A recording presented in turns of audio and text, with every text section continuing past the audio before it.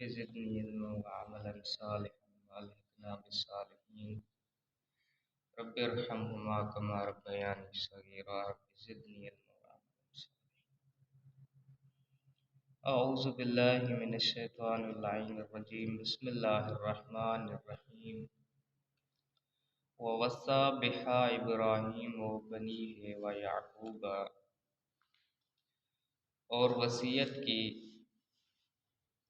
اسی دین پر قائم رہنے کے لیے ابراہیم علیہ السلام نے بنیہ اپنے بیٹوں کو ویعقوب، اور یعقوب علیہ السلام نے اپنے بیٹوں کو۔ ایک دیندار باپ کی سب سے بڑی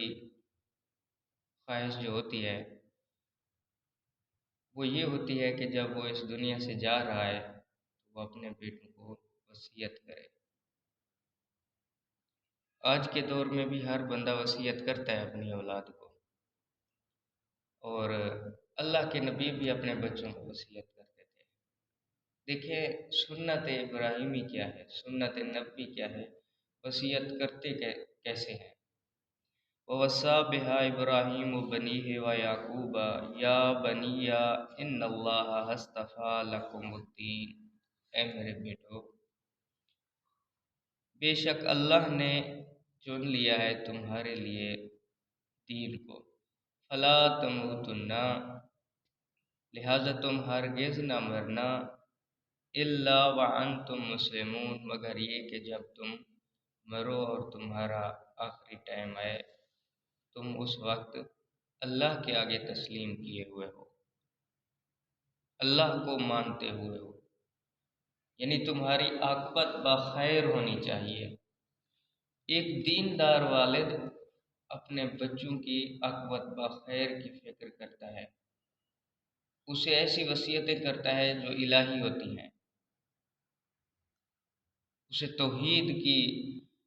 اپنے بچوں کی موحد ہونے کی فکر ہوتی ہے ایک دیندار باپ۔ اور سب سے پہلے وصیت کی جا رہی ہے اپنے بیٹوں کو، اور دین کی تبلیغ کی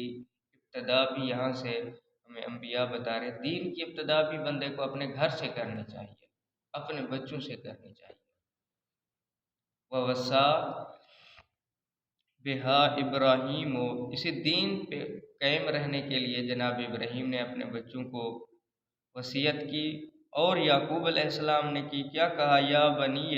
ان اللہ اصطفیٰ لکم الدین، اللہ نے منتخب فرما لیا ہے تمہارے لیے اسی دین کو، فلا تموتن، لہذا ہرگز نہ مرنا، الا وانتم مسلمون، مگر یہ کہ جب تمہارا وقت اخیر آئے تو تم اللہ کو تسلیم کرو۔ ام کنتم شہداء اذ حضر یعقوب الموت، کیا تھے تم اس وقت کہ جب وقت موت آیا جناب یعقوب علیہ السلام۔ دیکھیں آج کے دور میں ہمارے جو لوگ ہوتے ہیں نا، وصیتیں کرتے ہیں اور پھر بچے ان کے پاس لڑتے ہیں اور ان کی کیس پتہ ہی کہاں کہاں تک عدالتوں میں در در کے دھکے کھاتے ہیں۔ جب خود انسان دیندار نہ ہو تو بچے بھی دیندار نہیں ہوتے، اور والدین نے پوری زندگی اپنی اس طرح بسر کی ہوتی ہے کہ جب ان کا وقت اخیر آتا ہے تو ان کے بچوں کو فکر جاؤ جلال کی ہوتی ہے، جائیداد کی ہوتی ہے، کوٹھی، گاڑیاں، بینک بیلنس، اس کے اوپر ان سب کا آپس میں جھگڑا ہوتا ہے، ان کو اپنے باپ کی فکر ہی نہیں ہوتی۔ وہ اس وجہ سے ہوتا ہے کیونکہ نہ باپ دیندار تھا نہ بچے دیندار ہیں۔ جب باپ دیندار ہوگا، موحد ہوگا، توحید پرست ہوگا اور اللہ کے اسلام کے اوپر، اللہ کے چنے ہوئے دین کے اوپر اپنی زندگی بسر کرے گا، یقیناً اس کے بچے بھی اس کی فکر کریں گے اور وہ بھی دیندار ہوں گے۔ اور آخری دیکھیں نا، جب انسان، یہ ترجیحات کا فرق ہوتا ہے، آخری ٹائم ہوتا ہے باپ کا اور بچوں کے لیے والدین جدا ہو رہے ہوتے ہیں ہمیشہ کے لیے، بچوں کی ترجیحات بھی کیا ہوتی ہیں اور والدین کی ترجیحات کیا ہوتی ہیں، وہ آج کی وصیتیں پڑھ کے دیکھ لیں، یہ ہر دوسری گلی محلے کی حقیقت ہے۔ لیکن اللہ کے انبیاء جو تھے نا، وہ اپنے کردار سے اپنے بچوں کی تربیت کیا کرتے تھے، پھر جب جاتے تو جاتے ہوئے بھی ان کو اپنے بچوں کے دین کی فکر ہے، ان کی تربیت کی فکر ہے، ان کی آخرت کی فکر ہے۔ ہماری وصیتیں جو ہوتی ہیں ان میں کتنی فرق ہے نبی کی وصیتوں سے؟ اللہ کے انبیاء کس طرح وصیتیں کر رہے ہیں اور ہم کس طرح کر رہے ہیں، اس میں ہمارے لیے سبق ہے۔ ام کنتم شہداء اذ حضر یعقوب الموت، کیا اس وقت تم موجود تھے کہ جب وقت اخیر آیا جناب یعقوب علیہ السلام کا، اذ قال لبنیہ، جب اس نے پھر اپنے بیٹوں سے پوچھا تھا، ما تعبدون من بعدی، اے میرے بچوں میرے بعد تم کس کی عبادت کرو گے؟ جناب یعقوب علیہ السلام وہ کیسی فکر ہے، دیکھیں اپنے بیٹوں کی۔ ما تعبدون من بعدی، اے میرے بیٹوں میرے بعد کس کی عبادت کرو گے؟ قالوا نعبد الہک و الہ آبائک ابراہیم و اسماعیل و اسحاق الہا واحدا، کہا اے والد محترم، اے ابا جان، ہم عبادت کریں گے تیرے معبود کی، تیرے خدا کی عبادت کریں گے، و الہ آبائک، وہ الہ جو تیرے باپ دادا کا الہ تھا، جناب ابراہیم کا تھا، جناب اسماعیل کا تھا اور جناب اسحاق علیہ السلام کا الہ تھا، ہم اس الہ کی عبادت کریں گے جو کہ الہا واحدہ، یکتا ہے، اکیلا ہے، رزق دینے میں اکیلا ہے، موت و حیات دینے میں اکیلا ہے، زمین و آسمان کو پیدا کرنے میں اکیلا ہے، ہر چیز ہر امر میں اکیلا ہے، عبادت کرانے میں بھی اکیلا ہے، زیادہ استحقاق رکھتا ہے وہ اس کی عبادت کی جائے، کیونکہ وہ ہے خالق کل شے۔ وَنَحْنُ لَهُ مُسْلِمُونَ، اے والد محترم ہم سب کے سب اسی کے آگے تسلیم کرنے والے ہیں۔ تِلْکَ أُمَّةٌ قَدْ خَلَتْ لَهَا مَا كَسَبَتْ وَلَكُمْ مَا كَسَبْتُمْ وَلَا تُسْأَلُونَ عَمَّا كَانُوا يَعْمَلُونَ، اب یہ ایک امت تھی کہ جنہوں نے جو کمایا تھا وہ ان کے لیے ہے، یہ ایک امت تھی قد خلت لہا ما کسبت، اب یہ امت تھی جو گزر چکی، لہا ما کسبت، یہ ان کے لیے ہے جو انہوں نے کمایا، وَلَكُمْ مَا كَسَبْتُمْ، تمہارے لیے وہ ہوگا آخرت میں جو تم کماؤ گے، اپنے لیے خود کسب کر کے آؤ گے۔ وَلَا تُسْأَلُونَ عَمَّا كَانُوا يَعْمَلُونَ، تم سے یہ نہ پوچھا جائے گا کہ کیا کرتے رہے ہو گزرے ہوئے لوگ، تم سے نہ پوچھا جائے گا، تم سے تمہارے بارے میں پوچھا جائے گا۔ آج ہم میں سے کتنے لوگ ہیں ایسے جو اپنے انبیاء پہ فخر کرتے ہیں، اپنے آباء پہ فخر کرتے ہیں، اجداد پہ فخر کرتے ہیں، اپنے ائمہ علیہ السلام پہ فخر کرتے ہیں کہ ہم ایسے عظیم قبیلے سے تعلق رکھنے والے ہیں۔ زبان کے اقرار کر لینے سے تعلق ثابت نہیں ہوتا۔ الایمان یکمل بالثلاث، الاقرار باللسان وعمل بالجوارح وتصدیق بالقلب کا نام ہے ایمان۔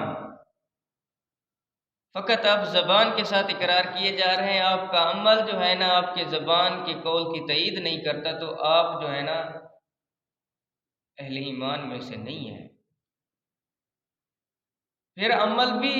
مجبوری کے تحت بعض اوقات لوگ کر لیتے ہیں کسی کو دکھانے کے لیے، ریاکاری کے چکر میں، لیکن ان کا دل جو ہے نا اس چیز کی مہر نہیں لگا رہا ہوتا، تصدیق نہیں کر رہا ہوتا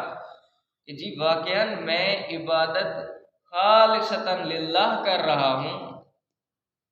یہ قربتاً اللہ ہے میرے اعمال۔ جب اس کا دل اندر سے یہ گواہی دے گا نا، تب جا کے ایمان کا درجہ کامل ہوگا۔ یہ دوسروں پہ فخر کرنا ہمیں کوئی فائدہ نہیں دے گا کہ میرا فلاں عظیم قبیلے کے ساتھ تعلق ہے، جی وہ عظیم قبیلہ ہے، وہ عظیم لوگ تھے،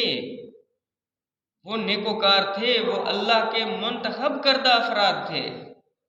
لیکن تم سے یہ پوچھا جائے گا تم نے کیا کیا ہے، تیری کمائی کیا ہے، تو اپنی کمائی دکھا۔ یہ جو کمائی تو دکھا رہا ہے کہ میں فلاں کو مانتا ہوں، وہ فلاں ابن فلاں تھے، وہ اتنی عظیم تھے، وہ اتنی جلیل القدر تھے، سر آنکھوں پر وہ تھے، ان کی نیکیاں جو ہیں ان کے کام آئیں گی، تیری نیکیاں تیرے کام آئیں گی۔ یہ ایک امت تھی جو گزر چکی ہے، اور تجھ سے ان کے بارے میں سوال نہیں کیا جا رہا، تیرے بارے میں تجھ سے سوال کیا جا رہا ہے، تو بتا تو کیا لے کے آیا ہے۔ دوسروں پہ فخر اور مباحات کا اظہار کر دینا یہ اپنے آپ کو چھڑا نہیں دیتا، یہ تو دوسروں کے فضائل و کمالات ہیں، تیرے کیا ہیں؟ ہم ابھی تک سابقہ امتوں کے اوپر قصیدے بھی پڑھ رہے ہیں، ان کے فضائل بھی بیان کر رہے ہیں، ان کی نعتیں بھی پڑھے جا رہے ہیں اور خوش فہمی میں مبتلا ہیں۔ جیسے کل آپ نے ایک سوال کیا کہ یا علی مدد کہنا، لوگ کہتے ہیں کہ ختم قرآن کا سبب ہے۔ انسان مست ہو اور یا علی مدد کہہ رہا ہو، کیا فائدہ؟ اس کو ختم قرآن کا ثواب مل جائے۔ یا علی مدد ایک معرفت والا اسم اعظم ہے، خدا کے بندے یا علی مدد اگر کوئی کہتا ہے یا علی کہہ دیتا ہے، یا علی مدد تو ایک دوسری بحث ہے، یا علی کہہ دیتا ہے، یقیناً اس کو ثواب ملے گا، مگر اس وقت کہ جب وہ حضرت علی علیہ السلام کے کردار کو دیکھے، اس کے کریکٹر کو دیکھے، امام کی طرح زندگی بسر کر کے آئے، یا علی کہے، تب جا کے پتہ چلے گا کہ یہ یا علی کہہ رہا ہے، تب یہ ماجور ہوگا عند اللہ۔ ایک مست بندہ ہے جسے ہوش ہی نہیں ہے کہ وہ کیا کہہ رہا ہے اور کس حالت میں ہے، اور وہ اس خوش فہمی میں مبتلا ہے کہ جی میں نے ختم قرآن کر لیا، یہ سست ہے، یہ سستی ٹکٹ لینا چاہتے ہیں جنت کی۔ قرآن کو چھوڑا ہوا ہے، نہج البلاغہ کو چھوڑا ہوا ہے، صحیفہ سجادیہ کو مہجور کر دیا ہوا ہے قرآن کی طرح، یہ ہماری الماریوں میں پڑے ہوئے ہیں۔ حضرت علی علیہ السلام کی کتاب کو پوری زندگی گزر گئی، ایک بندے نے نہیں پڑھا اور علی علی کہتا پھر رہا ہے، الٹا توہین کر رہا ہے حضرت علی کی۔ ایک روایت بھی ہے ہمارے پاس، کیا ذکر و علی عبادت، حضرت علی علیہ السلام کا ذکر کرنا عبادت ہے۔ حضرت علی علیہ السلام آگے فرما رہے ہیں، آپ نے نماز پڑھنی ہے، آپ نے زکوٰۃ دینی ہے، آپ نے اچھے اخلاق اپنانے ہیں، آپ نے با کردار ہونا ہے، آپ نے اندر اور باہر سے باوقار ہونا ہے، اپنی روحانیت کو باقی رکھنا ہے، اللہ کی عبادت کرنی ہے، کسی کے آگے نہیں جھکنا سوائے اللہ سے، اور اللہ سے مانگنا ہے، اور اللہ ہی تیری مدد کرے گا۔ یہ حضرت علی علیہ السلام کی تعلیمات ہیں، اور وہ آگے سے حضرت علی علیہ السلام کی بات ماننے کی بجائے حضرت علی علیہ السلام کے منہ کی طرف تک رہا ہے، نہیں جی میں نے تو فقط تھوڑی زیارت ہی کرنی ہے۔ یہ پاگل ہی کر سکتا ہے، حضرت علی علیہ السلام کی بات کو ماننا نہیں ہے، فقط انہوں نے چہرے نو ویکھی جانا ہے، حضرت کی زیارت کرنا ہی ثواب ہے۔ نعرہ لگوانے کے لیے آدھی حدیث پڑھ دیتے ہیں اور اس کا صحیح مفہوم ہی نہیں سمجھاتے، تاکہ تھوڑی سی فیس مل جائے، تھوڑے سے پیسے مل جائے، اور پوری کی پوری امت اسی خوش فہمی میں مبتلا ہو کے زندگی اپنی ختم کر دیتی ہے، حقائق تک پہنچ ہی نہیں پاتی، یہاں تک کہ موت کا فرشتہ سر پہ آ جاتا ہے، صحیح سے کلمہ نہیں آتی، اور اس کو اس چیز پہ فخر ہے کہ میں حضرت علی علیہ السلام کا ماننے والا ہوں، زندگی کا ایک لمحہ بھی حضرت علی علیہ السلام کے مطابق نہیں گزارا، بلکہ زندگی کا تمام کریکٹر جو ہے نا دشمن علی کی گواہی دے رہا ہے، اور جناب کو اس بات پہ فخر ہے کہ میں تو حضرت علی علیہ السلام کو مانتا ہوں اور ان کے ساتھ شمار ہوں گا، اور یہ بھی امید لگائے ہوئے ہے کہ بس جو ہی میں نے ادھر سے پردہ کرنا ہے وہ قبر میں میری انتظار میں بیٹھے ہیں کرسی لگا کے، آ جائیں گے فوراً۔ کتنی بڑی غلط فہمی میں مبتلا ہے، پوری زندگی کا اعمال جو ہیں دشمن علی کے ساتھ ہیں، دشمن علی ہونے کی گواہی دے رہے ہیں ہمارے اعضاء و جوارح، فقط زبان سے امید لگا کے بیٹھے ہوئے ہیں۔ قرآن کہتا ہے یہ لوگ اللہ کو دھوکہ دے رہے ہیں، اہل ایمان کو دھوکہ دے رہے ہیں، آگے ارشاد ہوتا ہے نہیں، یہ اہل ایمان کو بھی دھوکہ نہیں دے رہے، اپنے مومن ساتھیوں کو بھی دھوکہ نہیں دے رہے، بلکہ یہ اپنے نفسوں کو، اپنی جانوں کو دھوکہ دے رہے ہیں، اس کا شعور نہیں رکھتے، انہیں اس بات کا عقل ہی نہیں ہے، انہیں یہ سمجھ نہیں ہے کہ یہ کسی کو دھوکہ نہیں دے رہے، یہ اپنے آپ کو دھوکہ دے رہے ہیں۔ حضرت علی علیہ السلام مواحد ترین انسان تھے، مواحد ترین انسان، ایسا امام جو اللہ کے سوا کسی کے آگے تسلیم ہونے والا نہیں ہے، اس کے نام پہ کفر ہو رہا ہے، شرک ہو رہا ہے، اور پتہ نہیں کیا سے کیا ہو رہا ہے، اور امیدیں لگائی ہوئی ہیں۔ وہ علی علیہ السلام جن کی تلوار بھی رضا خدا کے لیے اٹھتی تھی، جن کا ہر عمل اللہ کی رضا کے لیے ہوتا تھا، جو خدا پرستی میں بے مثل و بے مثال تھے اپنے دور میں، ایسے امام کے اوپر تہمت لگائی جاتی ہے، اس کی توہین کی جاتی ہے۔ اس طرح کا علی علی کہنا الٹا یہ آپ کے گلے میں عذاب بن جائے گا، نفع نہیں دے گا۔ کردار دیکھیں امام علی علیہ السلام کا، گفتار دیکھیں امام علی علیہ السلام کی، عبادت دیکھیں امام علی علیہ السلام کی، نہج البلاغہ پڑھ کے دیکھیں کتنی خدا شناس تھے ہمارے امام، اور ہم کتنی خدا شناس ہیں۔ وہ ہم تو علی شناس نہیں ہیں، خدا شناس خاک ہوں گے، فقط دعوے کیے جا رہے ہیں۔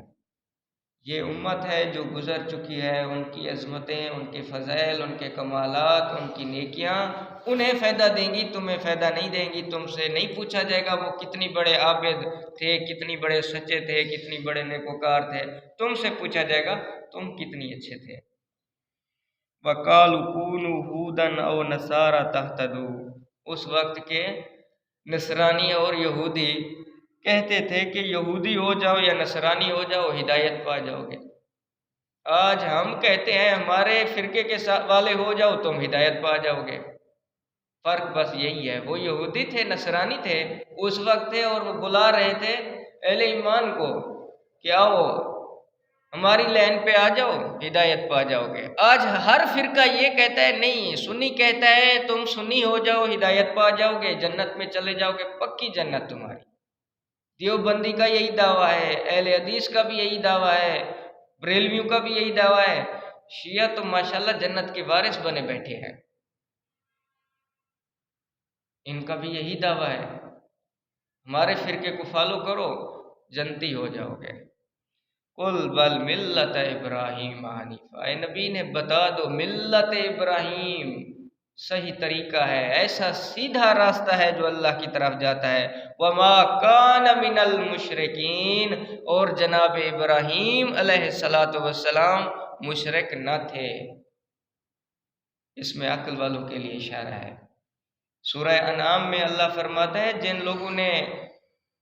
فرقہ فرقہ بنا لیا اپنے آپ کو، تقسیم تر تقسیم ہوتے رہے،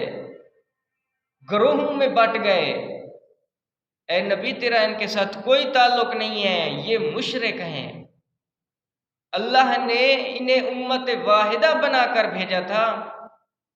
اور ادھر جا کے یہ گروہ گروہ ہو گئے، فرقے بن گئے، فرقوں میں تقسیم ہو گئے، یہ مشرک ہیں، تیرا ان کے ساتھ کوئی تعلق نہیں ہے، ان کا معاملہ میرے ذمہ ہے، میں ان کے ساتھ کیا کروں گا یہ روز آخر دیکھیں گے آ کے۔ جناب ابراہیم علیہ السلام اللہ کی طرف بلاتے تھے، ہدایت کا راستہ ملت ابراہیمی ہے، نہ کہ یہ ہے کہ کسی فرقے کا ہو جانا یا یہودی ہو جانا یا نصرانی ہو جانا ہدایت پا جانے کے برابر ہے۔ یہودی ہو جاؤ گے تو ہدایت پا جاؤ گے، نصرانی ہو جاؤ گے تو ہدایت پا جاؤ گے، شیعہ سنی ہو جاؤ گے، دیوبندی بریلوی ہو جاؤ گے تو ہدایت والے ہو جاؤ گے۔ نہیں، اگر تم ملت ابراہیم کے ساتھ کھڑے ہو نا، دنیا تمہیں جو کچھ سمجھتی ہے سمجھتی رہے، قرآن پڑھ کے دیکھو، اللہ کی طرف جو ملت لے کے جانے والی ہے وہ ملت ابراہیم ہے جو کہ حنیف ہے۔ قولوا آمنا باللہ وما انزل الینا وما انزل الی ابراہیم و اسماعیل و اسحاق و یعقوب والاسباط، کہہ دو آمنا باللہ، ہم اللہ پر ایمان لائے، اور اس پر بھی ایمان لائے ہیں جو ہمارے اوپر نازل ہوا ہے، اور اس پر بھی ایمان لاتے ہیں جو نازل ہوا ہے جناب ابراہیم پر، جناب اسماعیل پر، جناب اسحاق پر، و جناب یعقوب اور ان کی اولادوں پر علیہم السلام اجمعین۔ وما اوتی موسیٰ و عیسیٰ وما اوتی النبیون من ربہم، اور اس پر بھی ایمان لاتے ہیں جو دیا گیا جناب موسیٰ علیہ السلام کو اور جناب عیسیٰ علیہ السلام کو اور باقی انبیاء کو، ان کے رب کی طرف سے، ان کے رب کی طرف سے، کسی اور طرف سے نہیں آیا، اللہ وحدہ لا شریک کی طرف سے آیا ہے، کیونکہ اس پر اللہ قادر ہے، سب مجبور ہیں، اللہ قادر ہے۔ لا نفرق بین احد منہم ونحن لہ مسلمون، ہم تمام انبیاء میں کوئی فرق نہیں رکھتے بحیثیت نبی، جناب آدم سے لے کر جناب ختم مرتبت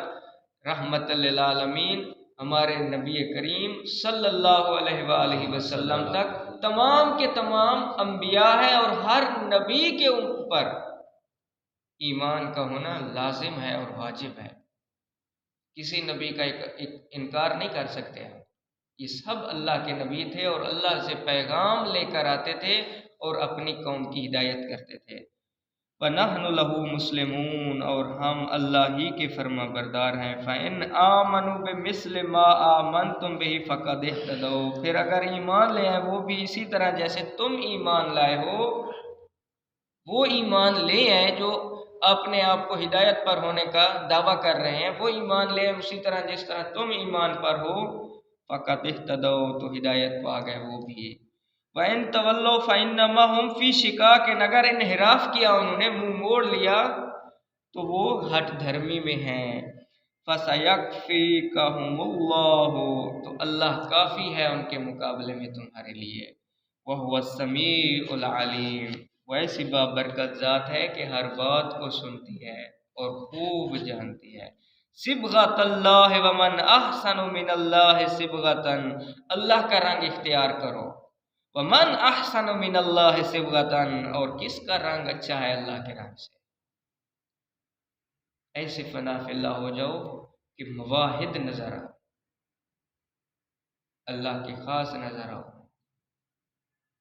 تمہارا ہر عمل رضا پروردگار کے لیے ہونا چاہیے، ہر عمل، ہر قدم تمہارا رضا خدا کے لیے اٹھنا چاہیے، ہر وہ فکر جو پیدا ہو رہی ہے تمہارے ذہن میں وہ رضا خدا کے لیے ہونا چاہیے۔ یہ اللہ کا رنگ ہے، یہ الہی رنگ ہے۔ وَنَحْنُ لَهُ عَابِدُونَ، اور اسی کی عبادت کرتے ہیں ہم۔ قُلْ أَتُحَاجُّونَنَا فِي اللَّهِ وَهُوَ رَبُّنَا وَرَبُّكُمْ وَلَنَا أَعْمَالُنَا وَلَكُمْ أَعْمَالُكُمْ، کیا تم جھگڑا کرتے ہو اللہ کے بارے میں؟ رب تو وہی ہے جو تمہارا بھی رب ہے، ہمارا بھی رب ہے، تمہارے آبا کا بھی رب ہے، ہمارے آبا کا بھی رب ہے۔ وَلَنَا أَعْمَالُنَا وَلَكُمْ أَعْمَالُكُمْ، ہمارے اعمال ہمارے لیے ہیں، تمہارے اعمال تمہارے لیے ہیں۔ ہر کسی کا کیا دھرا اسی کے لیے ہے، کسی دوسرے کی محنت کسی تیسرے کو کام نہیں آئے گی۔ وَنَحْنُ لَهُ مُخْلِصُونَ، اور ہم خالصتاً اسی کی عبادت کرنے والے ہیں جو وحدہ لا شریک ہے۔ ام تقولون ان ابراہیم و اسماعیل و اسحاق و یعقوب والاسباط کانوا ھودا و نصارا، کیا تم یہ کہتے ہو کہ جناب ابراہیم و جناب اسماعیل اور جناب اسحاق و جناب یعقوب اور ان کے بیٹے علیہم السلام اجمعین یہ سب یہودی تھے یا نصرانی تھے، اس وجہ سے ہدایت یافتہ تھے؟ نہیں، ہرگز نہیں۔ قل انتم اعلم من ام اللہ، انتم اعلم ام اللہ، کیا تم زیادہ جانتے ہو یا اللہ زیادہ جانتا ہے؟ تم زیادہ بہتر جانتے ہو یا اللہ زیادہ بہتر جانتا ہے؟ ومن اظلم ممن قتم شہادۃ عنده من اللہ، کون بڑا ظالم ہے اس شخص سے جو چھپائے اس شہادت کو جو اللہ کی طرف سے اس کے پاس موجود ہے پھر بھی چھپا رہا ہے، حق گوئی نہیں کر رہا، اس سے بڑا کوئی ظالم ہو سکتا ہے؟ وَمَا اللَّهُ بِغَافِلٍ عَمَّا تَعْمَلُونَ، یاد رکھو اللہ غافل نہیں ہے تمہارے اعمال سے جو تم کر رہے ہو۔ کتنی شہادتیں ہیں جو چھپائی جا رہی ہیں، دین کی حقانیت کے بارے میں جو مذہبی جانتے ہیں کاہن بنے بیٹھے ہیں، نہیں بتاتے، اللہ کے قرآن کی حقیقی تعلیمات جانتے ہیں، نہیں بتاتے، فرقے کو تحفظ دیے جا رہے ہیں، روایات کے ذریعے آیات کو رد کر رہے ہیں۔ یہی ظلم بڑھتا بڑھتا بڑھتا پھر عوامی عدالتوں میں چلا گیا، اور یہی اللہ کی کتاب ہے جو اٹھائی جا رہی ہے ہر جھوٹ کو تحفظ دینے کے لیے۔ ہر بدی کو تحفظ دینے کے لیے، ہر مشرکانہ فکر کو تحفظ دینے کے لیے پھر اسی قرآن کا سہارا لیا جاتا ہے۔ روایات کو باقی رکھا جاتا ہے، قرآن کو رد کر دیا جاتا ہے، جاننے کے باوجود۔ یاد رکھو اللہ تمہاری ان حرکتوں سے غافل نہیں ہے، وہ خوب جانتا ہے تم کیا کرتے ہو اور تم کیا سوچتے ہو اور تمہاری کیا منزل ہے۔ تلک امۃ قد خلت لہا ما کسبت ولکم ما کسبتم، اب دوبارہ قرآن تاکید کے ساتھ فرما رہا ہے تلک امۃ، یہ ایک امت تھی، قد خلت لہا، اب گزر چکی ہے، اس کے لیے ہے ما کسبت، جو انہوں نے کمایا تھا، ولکم ما کسبتم، تمہارے لیے وہی ہے جو تم کماؤ گے، ولا تسألون عما کانوا یعملون۔ پہلے سپارے کے اختتام پر بھی اس کو 2 مرتبہ دہرا دیا گیا ہے کہ یاد رکھو کسی کے اعمال کے اوپر اپنی للچائی ہوئی نگاہیں نہ فٹ کرو کہ ان کے اعمال تمہیں فائدہ دیں گے، تمہیں تمہارے اعمال فائدہ دیں گے، کسی اور کے اعمال تم کو فائدہ نہیں دیں گے۔ تم اگر وہ اچھے تھے، نیکوکار تھے، پاک پروردگار کے مخلص تھے اور اللہ کے برگزیدہ بزرگ تھے، چنے ہوئے تھے، تو ان کی طرح زندگی کو بسر کرو، ان کی زندگی کو فالو کرو، وہی اللہ کے انبیاء ہیں اور اللہ کے انبیاء کے نیکوکار اولاد ہیں۔ دعا ہے خالق کائنات بند کر دے اس کو، ہمارے اس اعمال کو